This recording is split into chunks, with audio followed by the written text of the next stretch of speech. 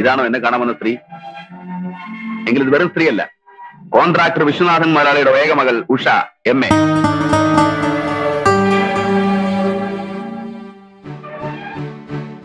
ഇനി ഇവിടെ പരിചയപ്പെടുത്താം. സീത, നാട്ടുകാരും വീട്ടുകാരും വെറുത്ത സ്നേഹിച്ച പെണ്ണുപോലും ഉപേക്ഷിച്ച ഈ കൊലയാളിയെ ഇവൾ സ്വീകരിച്ചു. കിടക്കാൻ ഉടൻ തന്നു.